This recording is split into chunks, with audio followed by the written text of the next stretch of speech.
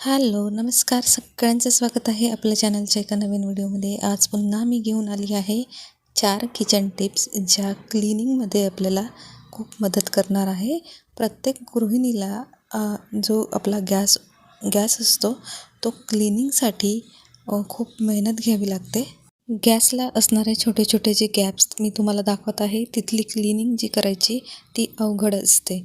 तर तिथे खूप तेलकट दळ साचतो, तर तो क्लीन करण्यासाठी आपल्याला अशा प्रकारे सुरी लागणार आहे आणि सुरीला आपल्याला लावायला टिश्यू पेपर लागणार आहे. मी अशा पद्धतीने टिश्यू पेपर सुरीला लावला आहे आणि आपल्याला बस ही सुरी अशा गॅप्समध्ये फिरवायची आहे, जेणेकरून तिथली जी जागा आहे ती ऑटोमॅटिकली स्वच्छ होईल.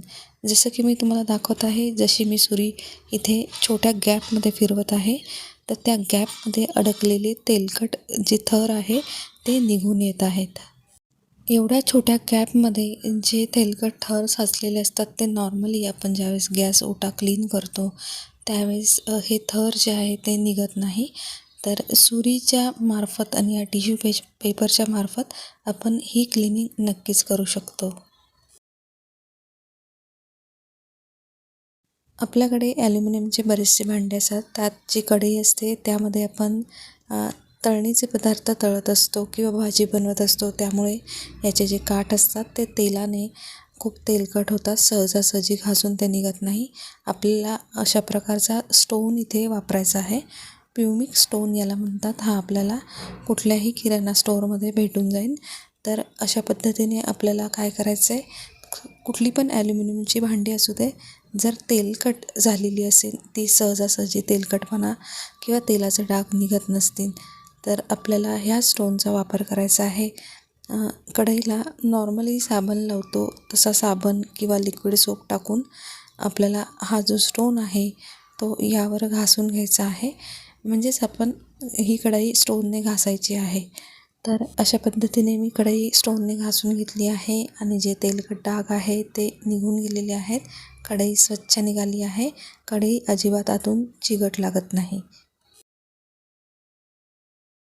चहाच्या वापरून झालेल्या गाळण्या आपण वेगळ्या कारणासाठी वापरत असतो आणि त्यानंतर आपण त्या फेकून देतो. परंतु त्याच्या आत जी जाळी असते तिचा आपण किचनमध्ये वापर करू शकतो. तर जी गाळणी आहे ती आपल्याला तिची जाळी जी आहे ती कापून घ्यायची आहे. कारण ह्या ज्या जाळ्या असतात त्या मात्र खराब होत नाहीत, त्या एकदम चांगल्या असतात. तर आपण काय करायचं आहे, ही गाळणी जी आहे जी आपल्याला नको आहे ती अशा पद्धतीने तिची जी जाळी जी आहे ती अशा पद्धतीने कापून घ्यायची आहे. आता हिचा वापर आपण कुठे करू शकतो, तर आपलं जे बेसिंग आहे त्या बेसिंगमध्ये आपण ह्या जाळीचा वापर करू शकतो.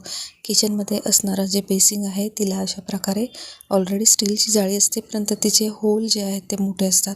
त्यातनं खरकटं जाऊन आपला बेसिंग जो आहे त्याचं जे पाईपलाईन ड्रेनेज आहे ते तुंबू शकतो. तर आपण काय करायचं आहे, तर अशा पद्धतीने ही कापलेली जाळी जी आहे ते त्यामध्ये ठेवू शकतो.